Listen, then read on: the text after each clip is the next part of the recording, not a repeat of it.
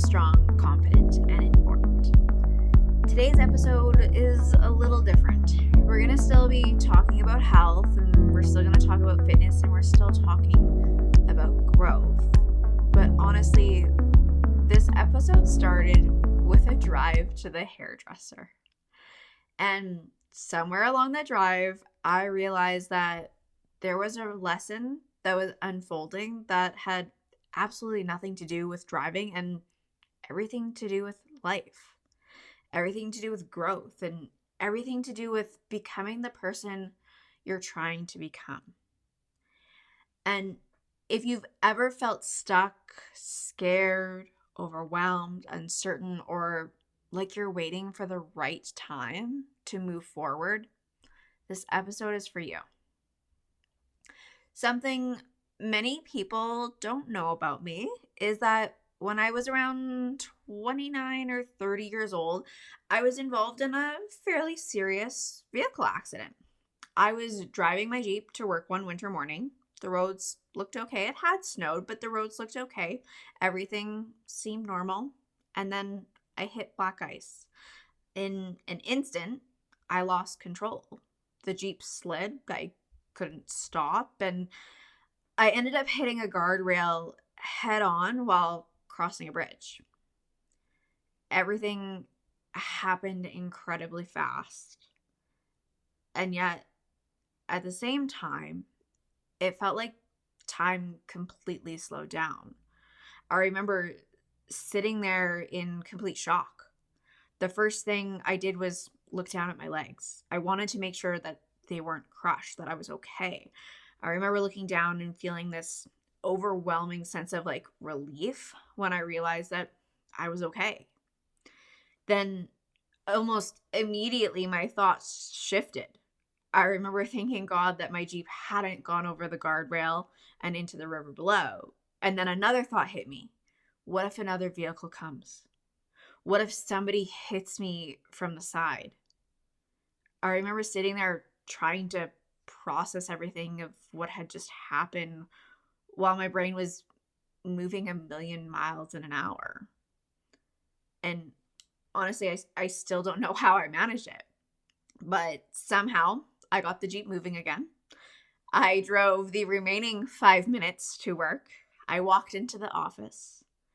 And because I was stubborn enough to think that I was fine, I worked an entire day.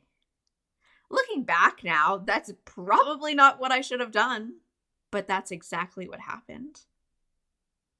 What I didn't realize at the time was that while the accident was over, my nervous system wasn't done with it. My body wasn't done with it.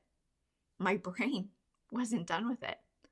The accident lasted seconds, but the impact lasted years. And when it came time to drive again, something interesting happened. I was okay driving other people's vehicles, but when I got back into my Jeep, I was terrified. And I couldn't fully understand why. But looking back now, I realized what was happening. That Jeep had become connected to the accident.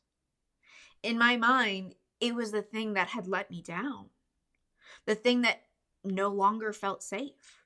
And every time I got behind the wheel, my body remembered something my logical brain was trying to move past. Then life added another layer. Not long after, I lost my dad to cancer. And around that same period, I started experiencing symptoms I couldn't explain. My vision would blur. I developed TMJ. My neck was constantly out of alignment. I was experiencing all these physical symptoms, and I didn't really understand what was happening. Now imagine trying to drive while your vision feels off. Imagine already having anxiety around driving and then suddenly not fully trusting what you're seeing. It made everything worse. And I think that's an important lesson right there, because life stress doesn't usually show up one challenge at a time.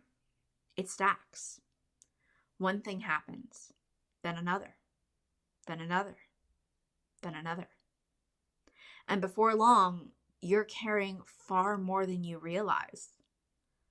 A lot of people look at one challenge and think, why am I struggling so much? But they're not accounting for the other 10 things already sitting in the bucket. And that's exactly what was happening to me. Now, here's the interesting part. Eventually, I had to drive again. Not because I felt ready, because I had no choice. I still had a job. I still had responsibilities. I still needed groceries. Life still needed to happen. So I drove. Scared, anxious, uncomfortable, but I drove. And I remember catching myself doing something every time I approached a bridge. I would hold my breath without even realizing it. Every single time. My body would tense, my shoulders would tighten, my jaw would clench, and I would start bracing myself as if danger was waiting for me. Nothing happened. The bridge would pass, I would exhale, life would continue. But my body was still responding to what had happened before. And honestly, isn't that exactly what so many people do in life? We approach difficult situations holding our breath, bracing ourselves, preparing for disaster, preparing for failure, preparing for disappointment, preparing for rejection, preparing for things that haven't even happened yet. People do it with fitness. They do it with relationships. They do it with business. They do it with health goals. They do it with change.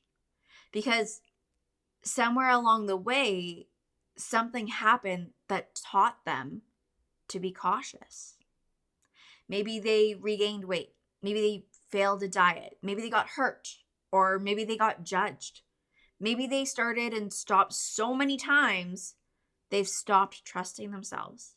And now, every new attempt feels dangerous. Not because it actually is, but because their brain remembers. Eventually, over time, something started happening for me. The more I drove, the less I thought about it. The more bridges I crossed, the less power they had. The more evidence I collected that I was okay, the safer I started to feel. Then winter would come again, the snow would return, the roads would get icy, and I'd feel that anxiety creep back in. But this time, I had something different. I had proof. Proof that I'd done this before. Proof that I could handle it. Proof that I could trust myself. And honestly, that might be one of the biggest lessons of this entire episode. Trust isn't built through thinking. Trust is built through experiences. I didn't rebuild trust in driving by reading a book. I rebuilt it by driving over and over again until eventually my brain had enough evidence that I was okay. The exact same thing happens in fitness. People tell me all the time, I don't trust myself around food. I don't trust myself on the weekends. I don't trust myself to stay consistent. And I understand that. But trust isn't rebuilt by wishing. It's rebuilt through action. You build trust by showing up. You build trust by following through and by keeping promises to yourself. You rebuild your trust by collecting evidence. So now, fast forward 6 years to today, driving to the hairdresser. The weather wasn't terrible, but it wasn't great. The roads were wet, it was raining, the sky was gray, and I was taking a route I wasn't familiar with. The road was filled with rolling hills. Up, down, again and again and again. And every time I approached another hill, I could feel it. My jaw was tightening, my hands gripping the steering wheel, my shoulders slowly creeping upward, that familiar anxiety trying to convince me something was wrong. And every single time I got to the top of a hill, I would think, okay, I think that's the last one. And then I'd look ahead, and there would be another, and another, and another. And somewhere during that drive, I actually started laughing because I realized this is exactly how people approach life, exactly how people approach fitness, and how they approach growth. We tell ourselves, if I could just lose the weight, if I could just get through this busy season, if I could just get back into routine, or just get healthy, or just get through summer, if I could just get through Christmas, or even if I could just get through this stressful season. And then we reach the top of that hill, and another one appears. Not because we're failing, but because that's life. The goal is not reaching a place where there are no more hills. The goal is becoming someone who trusts themselves enough to handle the next one. And that's exactly what happened today. The version of me 6 years ago couldn't have handled that drive the way I handled it today. Not because the road changed, but because I changed. The hills weren't the problem. My relationship with them changed. My trust in myself changed. My ability to move through the discomfort changed. And then I started thinking about the rain. Because honestly, had it been a sunny day, maybe the drive would have felt a little bit easier. Had the roads been dry, maybe my anxiety would have been lower. Had I known the route, knew what to expect, maybe I would have felt a little more confident in it. But none of those things were true. And I still had to get to where I was going. How many people are waiting for sunshine before they start? Waiting for better conditions, or for life to calm down? Waiting to feel more confident or have more motivation? For less stress in your life? Or waiting until you feel ready? And meanwhile, life keeps happening. Months pass. Years pass by. Nothing changes because they're waiting for perfect conditions.